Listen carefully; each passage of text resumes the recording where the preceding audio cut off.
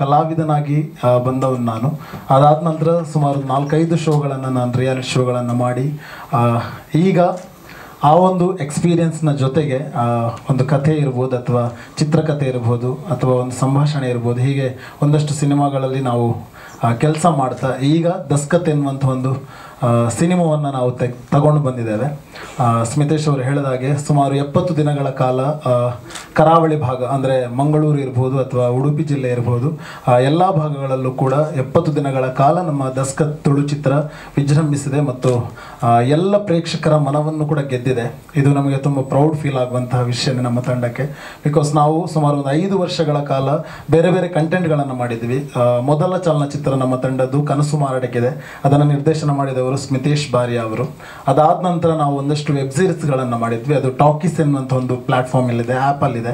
ಅದೊಂದು OTT platform. ಅಲ್ಲಿ ಮಾಯೆ, ವನಜ, ಗಿಲ್ಬಿಸ್ಟಿಕ್ ಫ್ಯಾಮಿಲಿ ಹೀಗೆ ಒಂದಷ್ಟು ಕಂಟೆಂಟ್ಗಳನ್ನು ನಾವು ಮಾಡಿದ್ವಿ. ಅದಾದ ನಂತರ ನಾವು ಥಿಯೇಟ್ರಿಕಲ್ ಆಗಿ ರಿಲೀಸ್ ಮಾಡಿದ್ದೆ ಈ ದಸ್ಕತ್ ಎನ್ನುವಂಥ ಒಂದು ಚಿತ್ರ. ಸೊ ಈಗ ಈ ಚಿತ್ರ ತುಳುನಾಡು ಅಂದರೆ ಕರಾವಳಿ ಭಾಗದಲ್ಲಿ ವಿಜೃಂಭಿಸಿದೆ. ಅದಾದ ನಂತರ ದುಬೈ ಇರ್ಬೋದು, ಮಸ್ಕತ್ ಇರ್ಬೋದು, ಕೆನಡಾ, ನೈಜೀರಿಯಾ, ಕೀನ್ಯಾ ಹೀಗೆ ಹಲವಾರು ದೇಶಗಳಲ್ಲೂ ಕೂಡ ಪ್ರದರ್ಶನವನ್ನು ಕಂಡಿದೆ. ನಮಗೊಂದು ಖುಷಿ ಏನು ಅಂತಂದರೆ, ನಾವು ಸಿನಿಮಾ ರಿಲೀಸ್ ಆಗೋದಕ್ಕಿಂತ ಮುಂಚೆ ಸಿನಿಮಾದ ಬಗ್ಗೆ ಅತಿ ಹೆಚ್ಚು ನಿಮಗೆ ಹೇಳೋದಕ್ಕೆ ಸಾಧ್ಯವಾಗ್ತಿರಲಿಲ್ಲ. ಬಟ್ ಈಗ ರಿಲೀಸ್ ಆಗಿದೆ ಮತ್ತು ಒಂದಷ್ಟು ಜನ ಪ್ರೇಕ್ಷಕರು ಈ ಸಿನಿಮಾನ ನೋಡಿದ್ದಾರೆ. ಅವರ ವಿಮರ್ಶೆಯನ್ನು ಕೂಡ ನೀವು ನೋಡಿದಿರಿ ಈಗ. ಹಾಗೆ ಅವರಲ್ಲದೆ ಸಾವಿರಾರು ಜನರು ಕೂಡ ವಿಮರ್ಶನೆ ಕೊಟ್ಟಿದ್ದಾರೆ, ಬರೆದಿದ್ದಾರೆ. ಅವರ ಒಂದಷ್ಟು ಮುಖಪುಟಗಳಲ್ಲಿ ಬರೆದು ನಮ್ಮನ್ನು ಬಹುದೊಡ್ಡ ಮಟ್ಟಕ್ಕೆ ತಲುಪಿಸಿದ್ದಾರೆ. ಈಗ ನಮಗೊಂದು ದೊಡ್ಡ ಕೋರಿಕೆ ಏನಂತಂದರೆ, ನಿಮ್ಮ ಮುಖೇನ ಈ ದಸ್ಕತ್ ಎನ್ನುವಂಥದ್ದು ಹರಿಯುವ ನದಿ ಆಗಬೇಕು ಅನ್ನೋ ನಮ್ಮ ಕನಸು. ಅಂದರೆ ಬರಿಯ ಕರಾವಳಿ ಭಾಗಕ್ಕೆ ಸೀಮಿತವಾಗದೆ ಈ ದಸ್ಕತ್ ಎನ್ನುವಂಥದ್ದು ಕನ್ನಡ ನಾಡಿನ ಪ್ರತಿಯೊಂದು ಊರುಗಳಲ್ಲೂ ಪ್ರತಿಯೊಂದು ಜಾಗಗಳಿಗೂ ತಲುಪಬೇಕು ಅನ್ನೋದು. ಸೊ ಇದೊಂದು ನಮ್ಮ ಕನಸಾಗಿತ್ತು. ಆ ಕನಸಿಗೆ ನನಸಾಗುವ ಹಾಗೆ ಮಾಡಿದವರು ನನ್ನ ಹತ್ತಿರವೇ ಕುಳಿತಿರುವಂತಹ ಅಜಾನುಬಾಹು ಅಂತ ಹೇಳ್ತೇನೆ. ಅಂದರೆ ಸ್ಮಿತೇಶ್ ಅವರು ಹೇಳಿದರು ಅವರ ಸಾಧನೆ ಏನು ಅಂತ. ನಮಗೆ ಒಂದು 2 ವರ್ಷಗಳ ಹಿಂದೆ ನಮ್ಮ ಸ್ನೇಹಿತನ ಮೂಲಕ ಸರ್ದು ಪರಿಚಯ ಆಯಿತು. ರಕ್ಷಿತ್ ಎನ್ನುವ ನನ್ನ ಫ್ರೆಂಡ್ ಅವರು, ಅವರ ಜೊತೆಗೆ ಕೆಲಸ ಮಾಡ್ತಾರೆ. ಹೀಗೆ ಆ ಊರಿನ ಬಗ್ಗೆ ನಮಗೆ ಹೇಳಿದರು ರಕ್ಷಿತ್ ಅವರು. ಅರೆಬನ್ನೆಮಂಗಲ ಅಂತ ಊರಿನ ಹೆಸರು. ಆ ಊರಿಗೆ ನಾನು ಸ್ಮಿತೇಶ್ ಅವರೆಲ್ಲ ಸುಮ್ಮನೆ ಹೋಗಿದಾಗ ಆ ಊರಿನ ಪರಿಸ್ಥಿತಿಯನ್ನು ನೋಡಿ ನನಗೆ ತುಂಬ ಖುಷಿ ಆಗ್ಬಿಡ್ತು. ಅಂದರೆ ಒಂದು ಹಳ್ಳಿ ಇದ್ದದ್ದನ್ನು, ಅಂದರೆ ಒಂದು ಸುಂದರವಾದ ಹಳ್ಳಿ, ಆ ಹಳ್ಳಿಯಲ್ಲಿ ಮೂಲಭೂತ ಸೌಕರ್ಯದ ಕೊರತೆ ಇದ್ದಾಗ ಒಬ್ಬ ವಿಷನ್ ಇರುವಂತಹ ಒಬ್ಬ ದೊಡ್ಡ ಮಹಾನುಭಾವ ಮುಂದೆ ಬಂದಾಗ ಆ ಊರು ಅಭಿವೃದ್ಧಿಯ ಪದದತ್ತ ಸಾಗುತ್ತದೆ ಅನ್ನೋದಕ್ಕೆ ಮುಖ್ಯ ಉದಾಹರಣೆ ಶ್ರೀಯುತ ಜಗದೀಶ್ ಅರೆಬನ್ನಿಮಂಗಲ ಅವರು. ಸೊ ಅವರು ಮಾಡಿರುವಂಥ ಸಾಧನೆ ಬಹು ದೊಡ್ಡದು. ಆ ಸಾಧನೆಗೆ ನಮಗೆ ಈಗ ಅವರ ಜೊತೆಗೆ ಕೆಲಸ ಮಾಡುವಂತಹ ಒಂದು ದೊಡ್ಡ ಅವಕಾಶ ಸಿಕ್ಕಿದೆ, ಸೌಭಾಗ್ಯ ಸಿಕ್ಕಿದೆ. ಇವತ್ತು ಅವರು ನಮ್ಮ ದಸ್ಕತ್ ಎನ್ನುವಂಥ ಸಿನಿಮಾವನ್ನು ಸುಮಾರು 3 ಸಲ ನೋಡಿದ್ದಾರೆ. ಒಂದು 2 ಸಲ ತುಳು ಭಾಷೆಯಲ್ಲಿರುವಾಗ ನೋಡಿದ್ದಾರೆ. ಅದಾದ ನಂತರ 3ನೇ ಬಾರಿ ಕನ್ನಡದಲ್ಲೂ ಒಂದು ಸಲ ಹೇಗೆ ಬಂದಿದೆ ನೋಡೋಣ ಅಂತ ನೋಡಿದ್ದಾರೆ.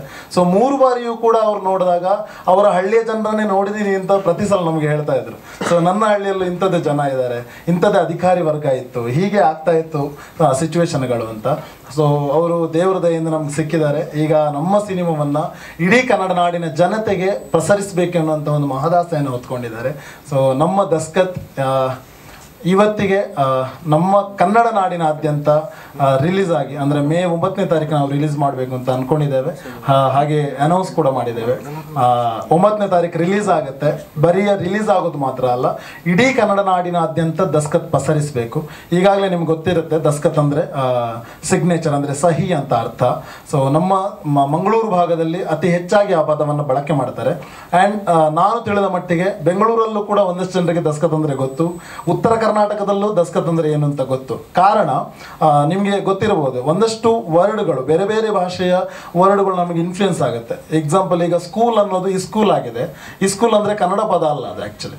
ಬಟ್ ನಾವು ಕನ್ನಡವಾಗಿ ಅದನ್ನು ಸ್ವೀಕರಿಸಿದ್ದೇವೆ. ಬಿಕಾಸ್ ಒಂದು ಹಳ್ಳಿಯ ಜನರ ಬಾಯಲ್ಲಿ ಬರುವಂತಹ ಇಂಗ್ಲಿಷ್ ಪದದ ತರ್ಜುಮೆ, ಅಂದರೆ ಅದು ಒಂದು ಸ್ವಲ್ಪ ಹಳ್ಳಿಗವಾಗಿ ಹೋಗ್ತದೆ. ಸ್ಕೂಲ್ ಇರೋದು ಸ್ಕೂಲ್ ಆಗಿದೆ, ದಸ್ಕತ್ ಎನ್ನುವಂಥದ್ದು ದಸ್ಕತ್ ಆಗಿದೆ. ಸೊ ಅಷ್ಟೇ ವ್ಯತ್ಯಾಸ. ಹಾಗಾಗಿ ಎಲ್ರಿಗೂ ಅರ್ಥ ಆಗುತ್ತೆ ಅಂದ್ಕೊಂಡಿದ್ದೇನೆ. ಆ್ಯಂಡ್ ಈಗಾಗಲೇ ಇದು ಪ್ರಚಾರದಲ್ಲಿದೆ. ಹೇಗೆ ಅಂತಂದರೆ, ಮೊನ್ನೆ ತಾನೇ ನಡೆದಂತಹ ಬೆಂಗಳೂರು ಅಂತಾರಾಷ್ಟ್ರೀಯ ಚಲನಚಿತ್ರೋತ್ಸವದಲ್ಲಿ 3ನೇ ಸ್ಥಾನವನ್ನು ನಮ್ಮ ದಸ್ಕತ್ ಪಡ್ಕೊಂಡಿದೆ. ತುಂಬ ಖುಷಿ ಏನು ಅಂತಂದರೆ, ಆಲ್ಮೋಸ್ಟ್ 4000 ಮೂವೀಸ್ ಬಂದಿದೆ ಅಲ್ಲಿಗೆ ಸೆಲೆಕ್ಷನ್ ಆಗಿರುವಂಥದ್ದು 3 ಕ್ಯಾಟಗರಿಯಲ್ಲಿ 14 3 ಕ್ಯಾಟಗರಿಯಲ್ಲಿ. ಸೊ ನಮ್ಮ ಸಿನಿಮಾ ಈ ವರ್ಷ ಅಂದರೆ ಹಿಂದಿನ ವರ್ಷಗಳಲ್ಲೆಲ್ಲ ಪ್ರಾದೇಶಿಕ ಭಾಷೆಯ ಸಿನಿಮಾ ತುಳು ಅಂತ ಹೇಳಿ ಪ್ರೈಸ್ ಕೊಡ್ತಾ ಇದ್ರು. ಬಟ್ ಈ ಸಲ ನಮ್ಗೊಂದು ತುಂಬ ಖುಷಿ ಏನಂತಂದರೆ ಕನ್ನಡ ಸಿನಿಮಾ ಕಾಂಪಿಟೇಷನಲ್ಲಿ ನಮ್ಮ ದಸ್ಕತ್ ಸೆಲೆಕ್ಟ್ ಆಗಿರುವಂಥದ್ದು. 14 ಸಿನಿಮಾದಲ್ಲಿ 2 ತುಳು ಸಿನಿಮಾಗಳಿಗೆ ಪ್ರಶಸ್ತಿ ಬಂದಿತ್ತು. ಮೊದಲ ಪ್ರಶಸ್ತಿ ಬಂದು ಮಿಕ್ಕ ಬಣ್ಣದ ಹಕ್ಕಿ ಅಂತ ನಿಮಗೆಲ್ಲರಿಗೂ ಗೊತ್ತಿದೆ. ಸೆಕೆಂಡ್ ಪ್ರೈಸ್ ಬಂದು ಪಿದಾಯಿ ಅಂತ, ಅದು ಕೂಡ ತುಳು ಸಿನಿಮಾ. 3ನೇ ಪ್ರೈಸ್ ಬಂದು ದಸ್ಕತ್ ಅಂತ. ಸೊ ನಮಗೊಂದು ತುಂಬ ಪ್ರೌಡ್ ಫೀಲ್ ಇದೆ. ಬಿಕಾಸ್ ಜನರಿಗೆ ನಾವು ಖಂಡಿತವಾಗ್ಲೂ ಎಂಟರ್ಟೈನ್ ಮಾಡ್ತೀವಿ. ಅವ್ರು ನೋಡಿದಾಗ ಅವರಿಗೆಲ್ಲೂ ಕೂಡ ಬೇಸರವಾಗದಿರುವಂತಹ, ಎಲ್ರಿಗೂ ಕೂಡ ಮನೋರಂಜನೆಗೆ ಕೊರತೆ ಆಗಿರುವಂತಹ ಒಂದು ಕಥೆಯನ್ನು ಕಟ್ಕೊಟ್ಟಿದ್ದೇವೆ. ಕಂಟೆಂಟು ಇದೆ, ಮನೋರಂಜನೆಯೂ ಇದೆ, ಬದುಕಿನ ಅರಿವು ಇದೆ. ಸೊ ಹಳ್ಳಿಗರ ಬದುಕು, ಸಂಘರ್ಷ, ಸಂಸ್ಕೃತಿಯ ಅನಾವರಣ ಇದೆ. ಎಲ್ಲವನ್ನು ಒಳಗೊಂಡಿರುವಂತಹ ಸಿನಿಮಾವೇ ನಮ್ಮ ದಸ್ಕತ್. ತುಳು ಭಾಷೆಯ ಸಿನಿಮಾವನ್ನೇ ಕೊಟ್ಟಿದ್ದಾರೆ. ಸೊ ಕನ್ನಡ ಕಾಂಪಿಟೇಷನ್ಗೆ ಹಾಕಿ. ಹಾಂ ಸರ್, ಈಗ ನೋಡಿ ಕೆಟಗರಿ ಬಂದು ಇಂಟರ್ನ್ಯಾಷನಲ್ ಅಂದರೆ ಏಷ್ಯನ್, ಭಾರತೀಯ ಮತ್ತು ಕನ್ನಡ ಸಿನಿಮಾ ಅಂತ ಆ 3ಕ್ಕೆ ಮಾತ್ರ ಅಪ್ಲೈ ಇರೋದು. ಆ್ಯಂಡ್ ನಮ್ಮದು ಕೂಡ ತುಳು ಭಾಷೆಯ ಸಿನಿಮಾಗಳು ಕೂಡ ಕನ್ನಡ ಚಿತ್ರರಂಗದಲ್ಲಿ ನೋಂದಣಿ ಆಗಿರೋದ್ರಿಂದ, ಸೊ ಅಂದರೆ ಈಗ ನಾವು ಚೇಂಬರಲ್ಲಿ ನಮಗೆ ಬೆಂಗಳೂರಿಗೆ ಬರಬೇಕು ಅಂದರೆ ಕನ್ನಡ ಭಾಷೆಯ ಸಿನಿಮಾ ಅಂತಲೇ ಕನೆಕ್ಟ್ ಆಗೋದು. ಹಾಗಾಗಿ ಕಾಂಪಿಟೇಷನ್ ಬಂದು 3 ಕ್ಯಾಟಗರಿ ಇರೋದ್ರಿಂದ ನಮ್ಮ ಸಿನಿಮಾಗಳನ್ನು ಕೂಡ ಕನ್ನಡ ಕ್ಯಾಟಗರಿ ಹಾಕಿ. ಹೌದು, ಅದರಲ್ಲೇ ಒಳಗೊಳ್ಳುತ್ತೆ. ಇಲ್ಲ ಸರ್, ನಾವು ಅಂದರೆ ನಮ್ಮದು ಡಿಸೆಂಬರ್ 13ಕ್ಕೆ ರಿಲೀಸ್ ಆಗಿರೋದಲ್ಲಿ ಒಂದು ಆಲ್ಮೋಸ್ಟ್ 3 months ನಾವಲ್ಲಿ ಜರ್ನಿ ಕಂಟಿನ್ಯೂ ಮಾಡಿ ಈಗ ಫಾರಿನ್ ಶೋಸ್ಗಳು ಆಗ್ತಾ ಇತ್ತು. ಸೊ ಅದೇ ನಾನು ಹೇಳಿದ್ನಲ್ಲ, Dubai, Muscat, Canada, Nigeria, Kenya, Uganda, ಹೀಗೆ ಒಂದಷ್ಟು ರಾಷ್ಟ್ರಗಳಲ್ಲಾಗಿದೆ. ಇನ್ನೂ ಕೂಡ ಒಂದಷ್ಟು ರಾಷ್ಟ್ರಗಳಲ್ಲಿ ಪ್ಲೇ ಆಗೋದಕ್ಕಿದೆ. ಹಾಗೆ ಡಿಸ್ಟ್ರಿಬ್ಯೂಟರ್ಸ್ ನಮ್ಮ ನಿತ್ಯಾನಂದ ಪ್ರಭುಗಳು. ಹೌದು, ಭಾಷೆ ಮತ್ತು ಭಾವನೆ ತುಂಬ ಇಂಪಾರ್ಟೆಂಟ್. ಅಲ್ಲಿ ಭಾವನೆ ತುಂಬ ಮೇಳೈಸ್ತದೆ. ಅಂದರೆ ಸ್ಕ್ರೀನಲ್ಲಿ ಯಾವ ಭಾಷೆಯಲ್ಲಿ ಬಂದರೂ ಕೂಡ ಆಡಿಯನ್ಸ್ ಅದನ್ನು ನೋಡೋದು ಭಾವನಾತ್ಮಕವಾಗಿ. ಸೊ ಭಾವನೆಗಳು ಕನೆಕ್ಟ್ ಆದಾಗ ಸಿನಿಮಾ ಖಂಡಿತವಾಗ್ಲೂ ಗೆಲ್ಲುತ್ತೆ. ಹೌದು, ಇಂಗ್ಲೀಷ್ ಸಬ್ ಟೈಟಲ್ ಇತ್ತು. ಹಾಂ ಸರ್, ಹಿಂದೆ ನನಗೆ ಗೊತ್ತಿರೋ ಪ್ರಕಾರ ತುಳುವಿನ ಸಿನಿಮಾಗಳು ಕನ್ನಡದಲ್ಲಿ ಥಿಯೇಟ್ರಿಕಲ್ ಆಗಿ ರಿಲೀಸ್ ಆಗಿರುವಂಥ ಸಂಖ್ಯೆ ವಿರಳ ಸರ್. ಅಂದರೆ OTT ಅಲ್ಲಿ ಬಂದಿರಬಹುದು, ಬಟ್ ಹೀಗೆ ಥಿಯೇಟ್ರಿಕಲ್ ಆಗಿ ಬಂದು ಸಿನಿಮಾವನ್ನು ರಿಲೀಸ್ ಮಾಡಿದ್ದು ತುಂಬ ವಿರಳ. ಹಾಂ ಮ್ಯಾಮ್, ಅದು ರೂಪೇಶ್ ಶೆಟ್ಟಿ ಅವರ ಸಿನಿಮಾ ಕೂಡ ಸ್ಟಾರ್ ಸುವರ್ಣದಲ್ಲಿ ತುಳುವಲ್ಲೇ ಪ್ಲೇ ಆಗಿರೋದು. ಇಲ್ಲ, ತುಳುವಲ್ಲೇ ಅವರು ರೈಟ್ಸ್ ಕೊಟ್ಟು. ಅದೇ ತುಳು ಸಿನಿಮಾ ಬೆಂಗಳೂರಲ್ಲಿ ಕೂಡ ನಾವು ಶೋ ಮಾಡಿದ್ದೀವಿ ತುಳುವಲ್ಲೇ. ಸೊ ಆಗ ಕೂಡ ಒಂದು 5-6 ಶೋಗಳನ್ನು ನಾವು ಫಿಲ್ ಮಾಡಿದ್ದು, ಅದು ತುಳುವರಿಗೋಸ್ಕರ. ಬಟ್ ಈಗ ನಮ್ಮ ಮೇಯ್ನ್ ಇಂಟೆನ್ಷನ್ ಏನಂತಂದರೆ, ನಾವು ಕನ್ನಡದಲ್ಲಿ ಈಗ ಆಲ್ರೆಡಿ ಡಬ್ಬಿಂಗ್ ಆಗಿದೆ ಈ ಸಿನಿಮಾ. ಸೊ ನಮಗೆ ನೋಡಿದಾಗ ಮತ್ತು ಡಿಸ್ಟ್ರಿಬ್ಯೂಟರ್ಸರು ಕೂಡ ನೋಡಿದ್ದಾರೆ, ಒಂದಷ್ಟು ಜನ ನಮ್ಮ ಕನ್ನಡದ ಆಡಿಯನ್ಸ್ ನೋಡಿದವರೆಲ್ಲರ ಒಪಿನಿಯನ್ ಏನಂತಂದರೆ, ಇದು ಖಂಡಿತವಾಗ್ಲೂ ಒಪ್ತಾರೆ ಆಡಿಯನ್ಸ್ ಅನ್ನೋ ಥರ. ಬಿಕಾಸ್ ಎಲ್ಲ ಕಡೆಗಳಲ್ಲೂ ನೆಲದ ಕಥೆ ಇರುತ್ತೆ, ಬರೀ ಒಂದು ಕಡೆಗೆ ಸೀಮಿತ ಆಗಿರೋದಿಲ್ಲ. ನೆಲದ ಕಥೆ ಅಂದರೆ ಜನಪದೀಯ ನೆಲೆಯ ಕಥೆ ಇರ್ಬೋದು, ಅಥವಾ ಪಂಚಾಯತಿಗೆ ರಿಲೇಟೆಡ್ ಆಗಿರುವ ಕಥೆಗಳಿರ್ಬೋದು, ಗ್ರಾಮೀಣ ಪ್ರದೇಶಕ್ಕೆ ಪರಿಚಯ ಇರಬಹುದು. ಸೊ ಎಲ್ಲ ಸಿಟಿಯಲ್ಲಿರುವಂತಹ ವ್ಯಕ್ತಿಗಳು ಕೂಡ ಯಾವುದೋ ಒಂದು ಹಳ್ಳಿಯಿಂದಲೇ ಬಂದಿರ್ತಾರೆ ಮೂಲತಃ. ಸೊ ಅವರಿಗೆ ಖಂಡಿತವಾಗ್ಲೂ ಕನೆಕ್ಟ್ ಆಗುತ್ತೆ ಅನ್ನೋ ಥರ. ಖಂಡಿತ ಸರ್, ಮಂಗಳೂರು ಅಂದರೆ ನಮ್ಮ ದಸ್ಕತ್ ತುಳು ಚಲನಚಿತ್ರವನ್ನು ಮಾಡಿದಂಥವರು ಶ್ರೀಯುತ ರಾಘವೇಂದ್ರ ಕುಡುವ ಅವರು ತುಂಬ ಹ್ಯಾಪಿ ಆಗಿದ್ದಾರೆ. ಬಿಕಾಸ್ ನಮ್ಮ ದಸ್ಕತ್ ಅಲ್ಲಿ ಗೆದ್ದಿದೆ. ಸೊ ಇನ್ನು ಮತ್ತೆ ಇಲ್ಲಿ ಗೆಲ್ಲೋದಿದೆ. ಹಾಗೆ ಬಂದಿತ್ತು ಸರ್, ಮಾಡಿದರು. ಅದಕ್ಕೊಂದು ಸ್ವಲ್ಪ ಸಹಕಾರ ಕೊಟ್ಟು ಮಾಡಿದ್ದೆ. ಅದಾದ ನಂತರ ಒಂದು ಬೆಂಗಳೂರಲ್ಲಿ ಒಬ್ಬರು ನೃತ್ಯ ನಿರ್ದೇಶಕರ ಜೊತೆ ಒಂದು ಇದು ಮಾಡಿದೆ, ಏನದು ಡ್ಯಾನ್ಸ್ ಕ್ಲಾಸ್ ಮಾಡಿ. ಸರಿ, ಒಂದು ಸ್ವಲ್ಪ ದಿವಸ ಅವ್ರ ಜೊತೆ ಇದ್ದು ನನ್ನ ವ್ಯಾಪಾರಕ್ಕೆ ವಾಪಸ್ ಹೋಗಿದ್ದೆ. ಇದಾದ ನಂತರ ಈಗ ಇವರು ನಮ್ಮ ಹರೀಶ್ ಅವ್ರು ಹೇಳಿದ ಹಾಗೆ ರಕ್ಷಿತ್ ಅಂತ ನನ್ನ ಜೊತೆ ಒಬ್ಬ ಹುಡುಗ ಕೆಲಸ ಮಾಡ್ತಾನೆ. ಸ್ಟೇಟಸಲ್ಲಿ ಹಾಕಿದ್ದ ಇವರು ಸಿನಿಮಾ ಟೀಸರು. ನಾನು ಒಂದ್ಸರಿ ನೋಡಿದೆ, ನಾನು ಕೇಳಿದೆ, ಯಾರಪ್ಪ ಇಷ್ಟು ಚೆನ್ನಾಗಿ ಅದ್ಭುತ ಮಾಡಿದ್ರು ಈ ಸಿನಿಮಾನ, ಒಂದ್ಸರಿ ಕರ್ಸಪ್ಪ ಅವ್ರನ್ನ ಮಾತಾಡಿಸ್ಬೇಕು ಅಂತ ಕೇಳಿದಾಗ ಅದು ನೋಡಿ ಆದಮೇಲೆ ನೆಕ್ಸ್ಟು ಹೋಗಿ ಆ ಸಿನಿಮಾ ನೋಡಿದೆ ಒಂದ್ಸರಿ.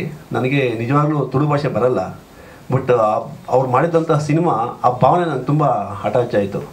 ನಾನು ಅವ್ರಿಗೆ ಕೇಳಿದೆ, ಯಾಕೆ ಈ ಸಿನಿಮಾ ನೀವು ಕನ್ನಡದಲ್ಲಿ ಮಾಡೋಕ್ಕೆ ಮುಂಚೆ ಯಾಕೆ ಇದು ಮಾಡಬಾರ್ದು, ಯಾಕೆ ಸಿನಿಮಾ ಮಾಡಬಾರ್ದು ಅಂತ ಕೇಳಿದಾಗ ಒಂದು ಟ್ರೈ ಮಾಡೋಣ ಸರ್ ಅಂತ ಸ್ಮಿತೇಶ್ ಮತ್ತು ಅನೀಶ್ ಇಬ್ಬರು ಹೇಳಿದ್ರು. ಅದಾದಮೇಲೆ ನಾನು ಸಿನಿಮಾ ನೋಡ್ತಾ ಇದ್ದಂಗೆ ಅದು ಇನ್ನೊಂದ್ಸರಿ ಹೋಗಿ ನೋಡಬೇಕು ಅನಿಸ್ತು. ಹೋಗಿ ನೋಡಿದ್ವಿ. ನಿಜವಾಗ್ಲೂ ಒಂದಿಷ್ಟು ಕರಡು ಕಿತ್ತು ಬರುವಂತಹ ಸನ್ನಿವೇಶಗಳನ್ನೆಲ್ಲ ತುಂಬ ಚೆನ್ನಾಗಿ ತೋರಿಸಿದ್ದಾರೆ ಅವರು. ಏನು ಒಂದು ಗ್ರಾಮ ಪಂಚಾಯತಿಲಿ ಒಬ್ಬ ಅಧಿಕಾರಿ ಸರಿಯಾಗಿ ಅವನ ಜವಾಬ್ದಾರಿನ ನಿರ್ವಹಿಸಲಿಲ್ಲ, ಅವನ ಸ್ವಾರ್ಥಕ್ಕೋಸ್ಕರ ಅವನೇನಾದರೂ ಬಳಸ್ಕೊಂಡ ಅಂದಾಗ ಅಲ್ಲಿನ ಜನ ಯಾವ ಥರದ ಕಷ್ಟಪಡ್ತಾರೆ ಅನ್ನೋದನ್ನು ತುಂಬ ನಾಜೂಕಾಗಿ, ತುಂಬ ಸ್ಪಷ್ಟವಾಗಿ, ಜನಕ್ಕೆ ತುಂಬ ಅರಿವಾಗ ಹಾಗೆ ತುಂಬ ಸ್ಪಷ್ಟವಾಗಿ ತೋರಿಸಿದ್ದಾರೆ. ಈಗಾಗಲೇ ಅವ್ರು ಹೇಳಿದಾಗೆ ನಾನು ಕೂಡ ಒಂದು ಹಳ್ಳಿಲಿ ಹುಟ್ಟಿ ಬೆಳೆದಂಥ ವ್ಯಕ್ತಿ. ನಾನು ಒಂದು ಗ್ರಾಮ ಪಂಚಾಯತಿಲಿ ಸ್ವಾರ್ಥ ಇಲ್ಲದೇ ಒಂದಷ್ಟು ಜನಕ್ಕೇನೋ ಒಂದು ಒಳ್ಳೇದು ಮಾಡಬೇಕು ಅಂತ ಹೋಗಿ ನಾನು ಒಂದಷ್ಟು ಅಲ್ಲಿನ ಸಿಚುವೇಶನ್ ಅನುಭವಿಸಿ ಬಂದಂಥ ವ್ಯಕ್ತಿ ಆಗಿದ್ದರಿಂದ ನನಗೆ ತುಂಬ ಚೆನ್ನಾಗಿ ಕನೆಕ್ಟ್ ಆಯ್ತು ಈ ಸಿನಿಮಾ. ಹಾಗಾಗಿ ಹೌದೌದು, ನಾನು ಅಧ್ಯಕ್ಷ ಆಗಿದೆ, ಅದಕ್ಕೆ ಕನೆಕ್ಟ್ ಆಗಿದ್ದು ನನಗೆ. ಹಾಗಾಗಿ ನೋಡಿದ್ದಾದಮೇಲೆ ಈ ಸಿನಿಮಾನ ನಮ್ಮ ಕನ್ನಡ ತಗೊಂಬಂದು ಹೇಗಿರುತ್ತೆ ಅಂತ ಕೇಳಿದಾಗ ನಾನು ಅವ್ರಿಗೆ ಸಹಕಾರ ಕೊಟ್ಟು ಕನ್ನಡಕ್ಕೆ ಸಿನಿಮಾ ತೊಗೊಂಬಂದಿದ್ದೀನಿ. ಯಾವಾಗಿದು ನನ್ನ ಹತ್ರ ಬಂತು ಈ ಥರ ಡಿಸ್ಟ್ರಿಬ್ಯೂಷನ್ ಮಾಡಬೇಕು, ಕನ್ನಡದಲ್ಲಿ ಸಿನಿಮಾ ತೊಗೊಂಬರ್ಬೇಕು ಅಂದಾಗ ನಾನು ಒಂದು ಸತಿ ಸಿನಿಮಾ ನೋಡಬೇಕು ಕನ್ನಡದಲ್ಲಿ ಅಂದರೆ ಅದ್ರದ್ದು ಒಂದು ಶೋನ ನನಗೆ ಆರ್ಗನೈಸ್ ಮಾಡಿ ತೋರಿಸಿದ್ರು. ಅದು ನೋಡಿದಾಗ ನನಗನ್ಸಿದ್ದು ಅದು ಬರೀ ಕನ್ನಡ ಕಂಟೆಂಟ್ ಅಂತ ಅಲ್ಲ, ತುಳು ಕಂಟೆಂಟ್ ಅಂತಲ್ಲ, ಆ ಕಂಟೆಂಟು ಇಡೀ ಇಂಡಿಯಾ ಮತ್ತು ಇಂಟರ್ನ್ಯಾಷನಲ್ ಲೆವೆಲಲ್ಲಿ ನೋಡೋವಂಥ ಕಂಟೆಂಟ್. ನಮ್ಮ ಕರಾವಳಿ ಪ್ರದೇಶದ ಭಾಷೆ ಆಗಿರೋದ್ರಿಂದ ದಸ್ಕತ್ ಅನ್ನೋ ಹೆಸರಿಟ್ಟಿದ್ದಾರೆ. ಬಿಟ್ಟರೆ ಒಂದು ಹಳ್ಳಿನಲ್ಲಿ ಒಂದು ಸಹಿಗೆ ಎಷ್ಟು ಇಂಪಾರ್ಟೆನ್ಸ್ ಇದೆ ಅಂದರೆ ಆ ದಸ್ಕತ್ಗೆ ಎಷ್ಟು ಇಂಪಾರ್ಟೆನ್ಸ್ ಇದೆ, ಅದರಿಂದ ಎಷ್ಟು ಕರಪ್ಟ್ ಆಗಿರ್ತಾರೆ ಮತ್ತು ಜನ ಅದರಿಂದ ಎಷ್ಟು ನೋವುಗಳನ್ನ ಅನುಭವಿಸ್ತಾರೆ. ಎಷ್ಟು ಚಿಕ್ಕ ಟಾಪಿಕ್ ಅದು, ಬಟ್ ಅದನ್ನು ಅಷ್ಟು ದೊಡ್ಡ ಆ್ಯಂಗಲಲ್ಲಿ ಥಿಂಕ್ ಮಾಡಿರೋದೇ ದೊಡ್ಡ ವಿಷಯ. ಆಮೇಲೆ ಅದು ಕನ್ನಡಕ್ಕೆ ಬರಬೇಕು, ಇಡೀ ಕರ್ನಾಟಕದಾದ್ಯಂತ ಎಲ್ಲರೂ ನೋಡಬೇಕು ಅನ್ನೋದು ಈ ಟೀಮ್ದು ಆಸೆ ಇತ್ತು. ಅದ್ರ ಪ್ರಕಾರ ಅವ್ರು ಮಾಡಿದ್ದಾರೆ, ತುಂಬ ಸೊಗಸಾಗೆ ಮಾಡಿದ್ದಾರೆ. ಎಲ್ಲೂ ನಿಮಗೆ ಅದು ತುಳುವಿಂದ ಕನ್ನಡಕ್ಕೆ ಡಬ್ಬಾಗಿದೆ ಅಂತ ಅನಿಸಲ್ಲ. ಆಮೇಲೆ ಜಗದೀಶ್ ಸರ್ ಕೇಳ್ದಂಗೆ ಹೆಂಗೆ ಆಕ್ಸೆಪ್ಟ್ ಮಾಡ್ತಾರೆ ಜನ ಅಂತ, ಕಾಂತಾರನ ಹೆಂಗೆ ಆಕ್ಸೆಪ್ಟ್ ಮಾಡಿದ್ರೋ ಅದೇ ಥರ ಆಕ್ಸೆಪ್ಟ್ ಮಾಡ್ತಾರೆ. ಯಾಕಂದರೆ ಕಾಂತಾರಲ್ಲಿದ್ದಂಥ ಭಾಷೆನೇ ಉಪಯೋಗ ಆಗಿರೋದು ಈ ಫಿಲಮಲ್ಲೂ, ಅಂದರೆ ಕರಾವಳಿ ಪ್ರದೇಶದ ಕನ್ನಡ ಭಾಷೆನೇ ಯೂಸ್ ಆಗಿರೋದು. ಅದಾದಮೇಲೆ ಏನು ಅನಿಸ್ತು ನನಗೆ ಅಂದರೆ ಅದರಲ್ಲಿ ನಟನೆ ಮಾಡಿರೋರು ಇದ್ದಾರಲ್ಲ ಅವರೆಲ್ಲ ಎಷ್ಟು ನೈಜವಾಗಿ ಮಾಡಿದ್ದಾರೆ ಅಂದರೆ ತುಂಬ ಚೆನ್ನಾಗಿ ಮಾಡಿದ್ದಾರೆ. ಪ್ಲಸ್ ಆ ಸಿನಿಮಾ ನೋಡಾದ್ಮೇಲೆ ನಾನು ಜಗದೀಶ್ ಸರ್, ನಮ್ಮ ಕನ್ನಡ ಸಿನಿಮಾ ಪ್ರೊಡ್ಯೂಸರ್ ಜಗದೀಶ್ ಅವರು ಸಿನಿಮಾ ಮುಗಿದ ತಕ್ಷಣ ಕೇಳಿದ್ರು ಹೇಗೆ ಅನಿಸ್ತು ಅಂತ. ನಾನು ಅವ್ರನ್ನ ಫಸ್ಟ್ ಕಂಗ್ರ್ಯಾಚುಲೇಟ್ ಮಾಡಿದೆ. ಇಂಥ ಒಂದು ಸಿನಿಮಾನ ಕನ್ನಡಕ್ಕೆ ತೊಗೊಂಬಂದ್ರಲ್ಲ ನೀವು, ಅದೇ ದೊಡ್ಡ ವಿಷಯ. ಯಾಕೆಂದರೆ ಜನಕ್ಕೆ ಅವಕಾಶಗಳು ಸಿಗುತ್ತೆ ಅಂತ. ಆಮೇಲೆ ಎಷ್ಟೋ ಜನ ತುಳು ಭಾಷೆ ಮಾತಾಡೋವಂಥವ್ರನ್ನ ಇಲ್ಲಿ ಬೆಂಗಳೂರಲ್ಲಿ ಸಿಕ್ಕಿದವ್ರನ್ನ ಕೇಳಿದಾಗ ಅವ್ರು ನೋಡಿಲ್ಲ. So they are also eager to watch ಅಂತ ಅನಿಸ್ತು. So almost all multiplexes plus single ಸ್ಕ್ರೀನ್ಸಲ್ಲೂ ತರೋವಂಥ ಪ್ರಯತ್ನ ಮಾಡ್ತೀವಿ. ಮುಂದಿನ ದಿನಗಳಲ್ಲಿ ಒಂದು ಮೀಟಿಂಗ್ ಮಾಡಿಕೊಂಡು ಎಷ್ಟು ಸ್ಕ್ರೀನ್ಸಲ್ಲಿ ತರೋಕ್ಕಾಗತ್ತೋ ಅಷ್ಟು ಸ್ಕ್ರೀನ್ಸಲ್ಲಿ ನನ್ನ ಶಕ್ತಿ ಮೀರಿ ನಾನು ಪ್ರಯತ್ನ ಪಟ್ಟು ಕೆಲಸ ಮಾಡಿ ಜನರಿಗೆ ತಲುಪಿಸೋವಂಥ ಕೆಲಸ ಮಾಡ್ತೀನಿ ಅಂತ ಹೇಳ್ತೀನಿ. ಮತ್ತು ಇನ್ನೊಂದೇನು ಅಂದರೆ ನಾನು ಯಾವಾಗಲೂ ಹೇಳೋ ಥರ ಅನ್ನದಾತ ಸುಖೀಭವ ಅಂತ, ಅವ್ರಿಗೆ ಒಳ್ಳೇದಾಗಬೇಕು. ಆ ಲಕ್ಷ್ಮೀದೇವಿ ಅವಳ ದಸ್ಕತ್ನ ಹಾಕಿ ಅವ್ರ ಬ್ಯಾಂಕ್ ಅಕೌಂಟ್ ತುಂಬ ಥರ ಮಾಡಲಿ ಅಂತ ಕೇಳ್ಕೊತೀನಿ. ಅದ್ಭುತವಾದ ಸಿನಿಮಾವನ್ನು ಮಾಡಿದ್ದೀವಿ. ಹಾಗೆಯೇ ಇದೇ ಬರುವ ನಮ್ಮ ನೆಕ್ಸ್ಟ್ ಮಂತ್ ಮೇ 9ಕ್ಕೆ ಬಿಡುಗಡೆ ಆಗ್ತಾ ಇದೆ ರಾಜ್ಯಾದ್ಯಂತ. ಎಲ್ಲರೂ ಕೂಡ ಈ ಮುಖ್ಯ ಎಲ್ಲರೂ ಕೂಡ ವಿನಂತಿ ಮಾಡೋದು ನಾನು ಇಷ್ಟ, ಎಲ್ಲರೂ ಕೂಡ ಬಂದು ನಮ್ಮ ಸಿನಿಮಾನ ಥಿಯೇಟ್ರಿಗೆ ಬಂದು ನೋಡಿ ಹರಸಿ ಮತ್ತು ಆಶೀರ್ವದಿಸಿ ದೊಡ್ಡ ಮಟ್ಟದಲ್ಲಿ ನಮ್ಮನ್ನು ಗೆಲ್ಲಿಸಿ ಅಂತ ಕೇಳ್ಕೊಳ್ತಾ ಇದ್ದೀನಿ. Thank you. ತುಳುವಲ್ಲಿ ನಾನು 3 ಸಿನಿಮಾ ಮಾಡಿದ್ದೀನಿ ಸರ್, ಸಣ್ಣ ಪುಟ್ಟ ಕ್ಯಾರೆಕ್ಟರ್ ಮಾಡ್ತಾ ಇದ್ದೆ.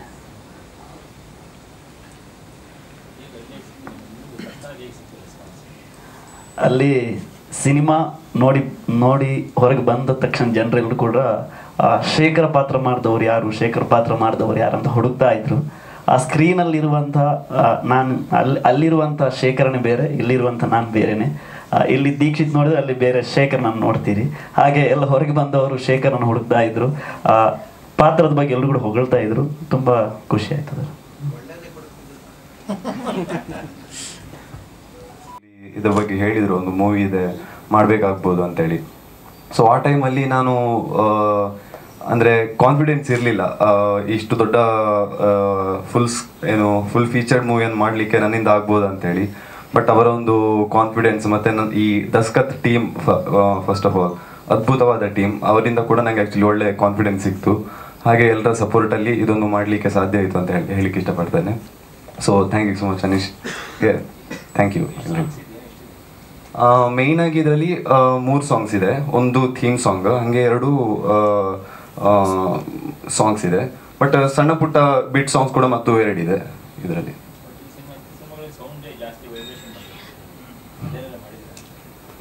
ಹೌದು ಹೌದು ಹಾಂ ಹಾಂ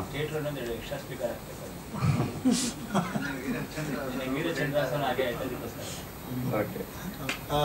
ಇದು ನೀವು ಹೇಳೋದಾಗೆ ಸರ್, ನಾವು ಈ ಸಿನಿಮಾವನ್ನು ಅಂದರೆ ಮ್ಯೂಸಿಕ್ಕಿಗೆ ಕನೆಕ್ಟೆಡ್ ಆಗಿ ಹೇಳೋದಾದರೆ ಇದೊಂದು ಸಿನಿಮ್ಯಾಟಿಕ್ ಜರ್ನಿ ಮಾಡಬೇಕು ಅನ್ನೋದು ಉದ್ದೇಶ ಇತ್ತು ನಮ್ಮ ಟೀಮಲ್ಲಿ. ಅಂದರೆ ಮೇಯ್ನಾಗಿ ಒಂದು ಕ್ಯಾಮ್ರಾಮ್ಯಾನ್ ಅಂದರೆ DOP ಅಂದರೆ ನಮ್ಮ ಸಂತೋಷ್ ಆಚಾರ್ಯ ಗುಂಪಲಾಜೆ ಅಂತ, ಅವರ ಸಿನಿಮ್ಯಾಟಿಕ್ ವೇ ತುಂಬ ಕನೆಕ್ಟ್ ಆಗುತ್ತೆ ಇಲ್ಲಿ. ದೆನ್ ಎಡಿಟರ್ ಆಗಿ ಗಣೇಶ್ ನಿರ್ಚಲ್ ಅಂತ, ಅವರ ಕಟ್ಟಿಂಗ್ ಕೂಡ ತುಂಬ ಸೊಗಸಾಗಿ ಮಾಡಿದ್ದಾರೆ. ಆ್ಯಂಡ್ ಮ್ಯೂಸಿಕ್ಕಿಗೆ ಬಂದಾಗ ಅವ್ರು ಹೇಳಿದರು ನೋಡಿ, ಫಸ್ಟ್ ಅವ್ರಿಗೆ ಕಾನ್ಫಿಡೆನ್ಸ್ ಇರಲಿಲ್ಲ, ಬಟ್ ನಮಗೆ ಕಾನ್ಫಿಡೆನ್ಸ್ ಇತ್ತು ನಮ್ಮ ಟೀಮ್ಗೆ, ಬಿಕಾಸ್ ಅವರು ಅಷ್ಟು ಪಾಂಡಿತ್ಯ ಹೊಂದಿದ್ದಾರೆ ಸಂಗೀತದಲ್ಲಿ. ಅವರು ನೋಡೋಕ್ಕೆ ತುಂಬ ಸಣ್ಣ ಹುಡುಗ ಇರ್ಬೋದು, ಬಟ್ ಅವರು ಮಾಡಿದಂಥ ಸಂಗೀತ ಇವತ್ತು ನಾವು ಎಲ್ಲೇ ಒಂದು ಕಡೆ ಈ ಸಿನಿಮಾವನ್ನು ದಸ್ಕತನ್ನು ನೋಡಿದವ್ರ ಹತ್ರ ಯಾರ ಹತ್ರ ಕೇಳಿದ್ರು ಕೂಡ ಫಸ್ಟ್ ಅವ್ರು ಹೇಳೋದು ಸಂಗೀತದ ಬಗ್ಗೆ. ಬಿಕಾಸ್ ಎಲ್ಲೂ ಹಾರ್ಷ್ ಅನ್ಸಲ್ಲ ಯಾರಿಗೂ ಕೂಡ, ತುಂಬ ಅಚ್ಚುಕಟ್ಟಾಗಿ ಮಾಡಿದ್ದಾರೆ. ಮತ್ತು ಇಡೀ ಸಿನಿಮಾವನ್ನು ಒಂದು ಹಂತಕ್ಕೆ ನಾವು ಇಡೀ ಥೀಮ್ ತಗೊಂಡು ಹೋಗಿದ್ರೆ ಇನ್ನೊಂದು ಹಂತಕ್ಕೆ ಸಂಗೀತ ನಿರ್ದೇಶಕರು ತಗೊಂಡು ಹೋಗಿದ್ದಾರೆ. ಸೊ ಹಾಗಾಗಿ ನಮಗೆ ತುಂಬ ಕಾನ್ಫಿಡೆಂಟ್ ಇದೆ, ಅದು ಇಲ್ಲಿಯೂ ಕೂಡ ಅಪ್ಲೈ ಆಗುತ್ತೆ, ಇಲ್ಲಿಯ ಜನರಿಗೂ ಕೂಡ ತುಂಬ ಇಷ್ಟ ಆಗುತ್ತೆ. ಆ್ಯಂಡ್ ಆಲ್ರೆಡಿ ತುಳುವಲ್ಲಿ ಸಾಂಗ್ಗಳು ಹಿಟ್ಟಾಗಿದೆ. ಒಂದು ಈ ಭಾವಲೋಕದಂಥ ಸಾಂಗ್ ಇವರೇ ಹಾಡಿದ್ದಾರೆ, ಸಿಂಗರ್ ಕೂಡ ಇವರು ಆ್ಯಕ್ಚುಲಿ, ಅದು ಕೂಡ ಹಿಟ್ಟಾಗಿದೆ. ಆ್ಯಂಡ್ ಆಟಿಕಳೆಂಜ ಅಂತ ಒಂದು ಬರುತ್ತೆ ನಮ್ಮ ಕಡೆ, ಒಂದು ಕಲ್ಚರ್ ಅಂದರೆ ಅದು ಆಷಾಢ, ಈ ಕಡೆ ಆಷಾಢ ಮಾಸ ಅಂದರೆ ನಾವು ಆಟಿ ತಿಂಗಳು ಅಂತೀವಿ, ಅಲ್ಲಿ ಒಂದು ಕಲ್ಚರ್ ಬರುತ್ತೆ, ಅದು ಫೋಕ್ ಸಾಂಗ್, ಅದು ತುಳುವಲ್ಲೇ ಇರುತ್ತೆ. ಕನ್ನಡದಲ್ಲಿ ಸಿನಿಮಾದಲ್ಲೂ ಕೂಡ ತುಳು ಸಾಂಗೇ ಇರುತ್ತೆ, ಫೋಕ್ ಸಾಂಗ್, ಅದು ಕೂಡ ತುಂಬ ವೈರಲ್ ಆಗಿದೆ ಅಲ್ಲಿ. ಆ್ಯಂಡ್ ಒಂದು ಪ್ಯಾಥೋ ಸಾಂಗ್ ಇದೆ, ಮತ್ತೊಂದು 2 ಬಿಟ್ ಸಾಂಗ್ಗಳು ಎಲ್ಲ ಇದ್ದಾವೆ. ಸೊ ಎಲ್ಲವೂ ಕೂಡ ಗೆಲ್ಲಕ್ಕೆ ತುಂಬ ಇಂಪಾರ್ಟೆಂಟ್ ಆಗಿ ಸಮರ್ಥನವರ ಕೂಡ ಕೈ ಚಾಳಕ್ಕೆ ಚೆನ್ನಾಗಿದೆ.